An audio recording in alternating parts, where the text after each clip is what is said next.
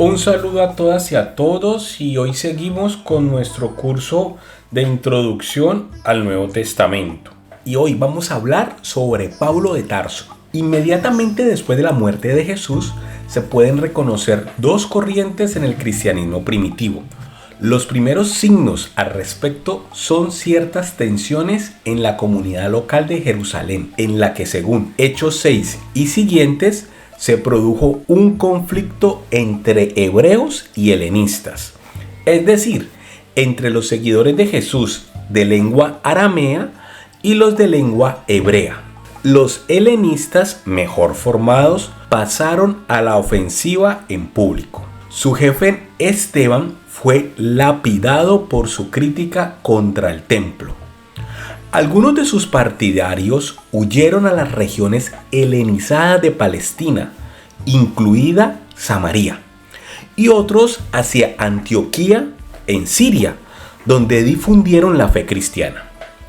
En Antioquía empezaron también a ganar a no judíos para la fe cristiana. Esto lo podemos ver si ustedes revisan ahí sus Biblias en Hechos 11, versículo 20. Allí fueron considerados un grupo independiente junto a los judíos y los gentiles, y por primera vez recibieron el nombre de cristianos. Esto lo encontramos en Hechos 11:26. Ese dato es importantísimo porque ya aparece dentro de un texto de las Sagradas Escrituras el nombre que les adjudican a los seguidores de Jesús, cristianos. En Antioquía se alzó también junto a Bernabé un antiguo perseguidor de los cristianos, llamado Pablo, que asumió la dirección de la comunidad. Después de su conversión o de su iluminación, Pablo se interesó particularmente por la apertura de la comunidad a los gentiles, quizá porque en otro tiempo había perseguido a los cristianos por considerarlos transgresores de la ley, debido a sus tendencias liberalizadoras. Aquí es muy importante que no podríamos nosotros definir ni tampoco argumentar que Pablo se convirtió al cristianismo. ¿Por qué? Porque en ese momento no existía la religión ni tampoco la doctrina ya establecida que hoy conocemos como cristianismo. Pablo tuvo una conversión interior, tuvo, como ya decía, una iluminación, un contacto con lo divino, una hierofanía que lo transformó.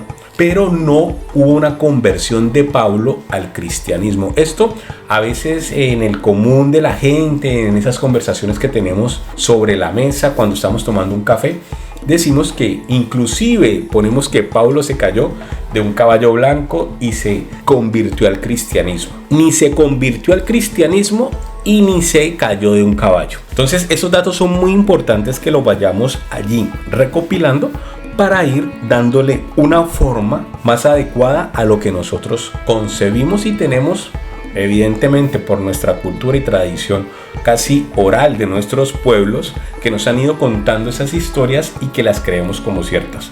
Pero hoy, en este curso que hemos iniciado de estudios sobre el Nuevo Testamento, pues vamos a ir limpiando, podando y también separando pues toda esa información que no hace parte de la historia de la construcción de los libros del Nuevo Testamento y lo que sí. Y aquí nos hacemos una pregunta: ¿por qué este movimiento de apertura dentro del judaísmo se convirtió en un problema tan grave? Primero para Pablo y después para otros judíos. El problema consistía en que cuestionaban los signos visibles de la identidad judía, la circuncisión y las normas alimentarias. Estos dos signos rituales, junto con la santificación del sábado, se habían impuesto en el periodo post-exílico como las identity marker. Podríamos decir eso que le da carácter de identidad al judaísmo, señas de identidad que eran decisivas. Entre Jerusalén y Antioquía se produjo una controversia en torno a ellas. Más o menos hacia los años 46 y 48 después de Cristo, Bernabé y Pablo, como delegados de Antioquía, sostuvieron contra Santiago, Pedro y Juan en Jerusalén que la circuncisión no debía ser obligatoria para los miembros no judíos de la comunidad. Pablo se impuso en este punto en el Concilio Apostólico de Jerusalén, eso lo podemos ver en Gálatas 2:1-10, pero quedó abierta la cuestión acerca del segundo signo de la identidad social judía, las normas alimentarias. Poco después estalló el conflicto con más intensidad en torno a este tema, cuando Pedro devolvió la visita a Pablo en Antioquía. Esta visita queda narrada en Gálatas 2:11-14. Al principio comió con los pagano-cristianos sin insistir en la observancia de las normas alimentarias. Pero cuando llegaron gentes enviadas por Santiago desde Jerusalén, Pedro y Bernabé dejaron de participar en tales comidas. Es probable que los enviados desde Jerusalén consiguieran poner de manifiesto que los cristianos judíos se verían en una difícil situación si los pagano-cristianos abandonaban también ostensiblemente el segundo signo de la identidad judía. Entonces, los propios judeocristianos que estaban en comunión con ellos podían incurrir en la sospecha de apostasía. Esta vez Pablo no consiguió convencerles y se separó de Antioquía. Pero ¿qué significó para la historia del cristianismo primitivo la relativación de los dos signos de la identidad judía practicada por Pablo? No se trata solo de cuestiones rituales insignificantes. Los cristianos estaban afrontando desde entonces la necesidad de desarrollar una religión independiente.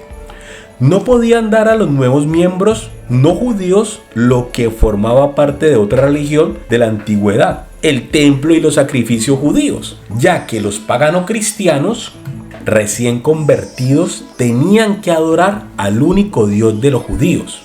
No se les podía permitir que participaran en el culto de los templos paganos, pero también se les prohibía acudir al templo judío porque estaba ligado a la circuncisión. Los no judíos no podían participar en el culto del templo de Jerusalén bajo amenaza de pena de muerte. Por ello los cristianos tuvieron que crear un sustituto para sus miembros pagano-cristianos. La idea de que Cristo había sido la auténtica víctima de una vez y para siempre se convirtió entonces en el sustituto del sacrificio repetido en el templo. Fue entonces cuando el bautismo reemplazó a la circuncisión como rito de iniciación. Al mismo tiempo, estas cuestiones rituales tenían una dimensión política.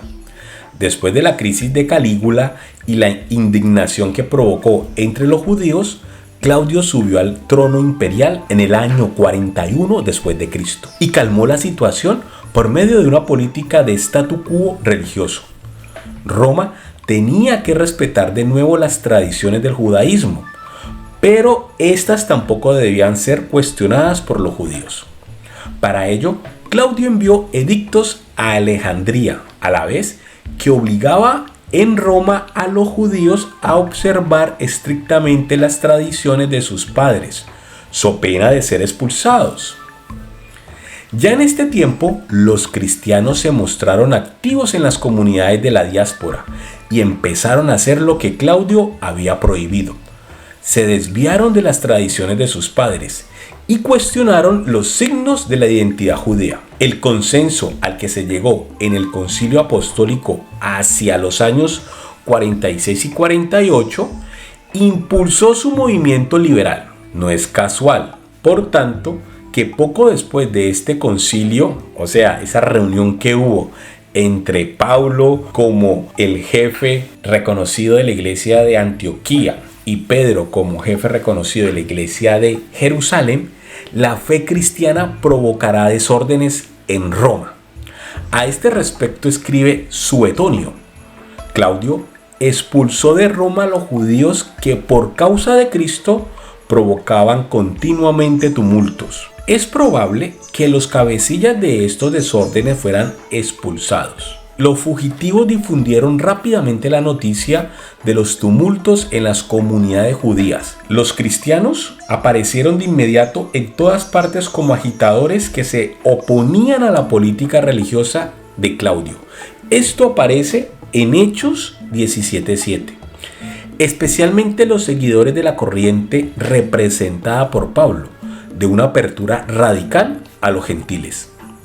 Se entiende que aquella situación reforzó a los adversarios de Pablo, quienes decían que sería mejor que los cristianos permaneciesen en el judaísmo, y también exigían que los miembros paganos adoptaran los signos centrales de la identidad judía, como ya hemos dicho, la circuncisión y las normas alimentarias. Estos llamados judaizantes querían invertir lo que Pablo había conseguido. En esta situación desarrolló Pablo la carta como segunda forma literaria fundamental del cristianismo primitivo y la empleó como un instrumento para ejercer influencia en sus comunidades, con el fin de defenderse de los adversarios judaizantes. Por eso se ha afirmado en ocasiones que Pablo es el segundo fundador del cristianismo, pero esto es sobreestimarlo, pues no fue él el único que practicó la apertura a los gentiles.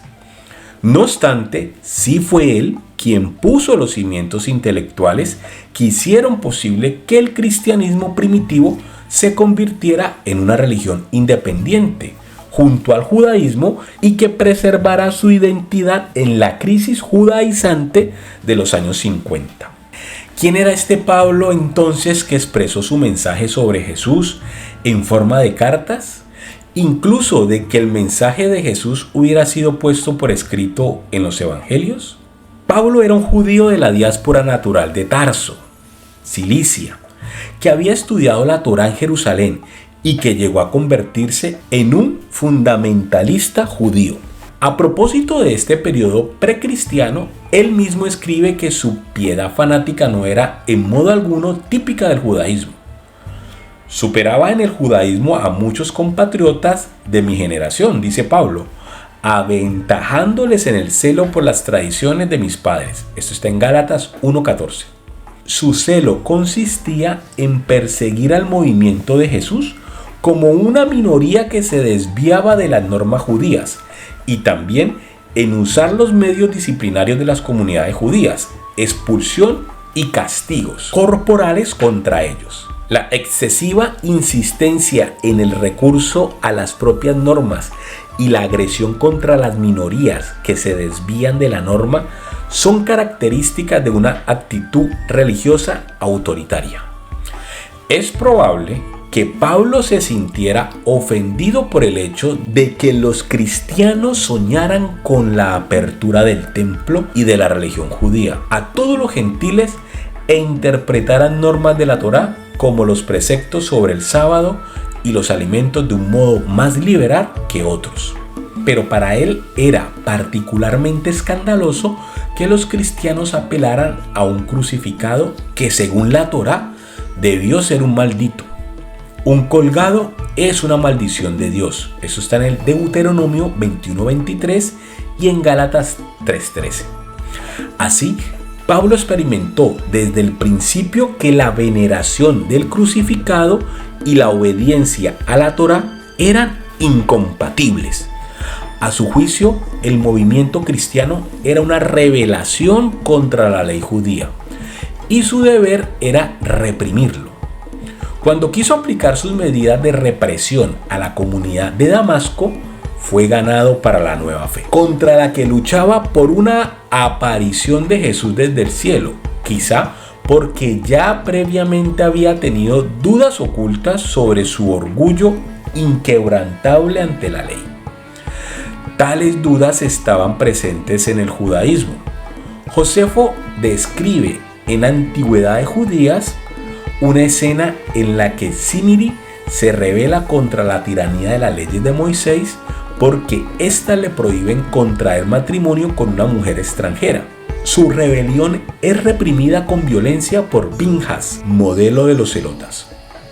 Este relato atestigua que la crítica a la ley judía era una posibilidad latente en el judaísmo de aquel tiempo.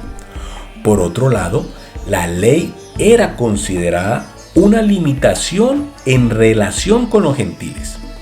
El reencuentro con el resucitado activó esta crítica latente de la ley en Pablo. La crítica a la ley como un obstáculo para la apertura del judaísmo a los gentiles pasó a ser un núcleo de su teología, aun cuando solo más adelante desarrolló plenamente esta crítica en las controversias con los judaizantes. La conversión, o podríamos decir también esa iluminación, esa transformación interna de Pablo, transformó a un fundamentalista judío en el representante que encabezó a futuro el movimiento universalista de apertura dentro del judaísmo. Un creyente autoritario se convirtió en el representante de un judaísmo liberal.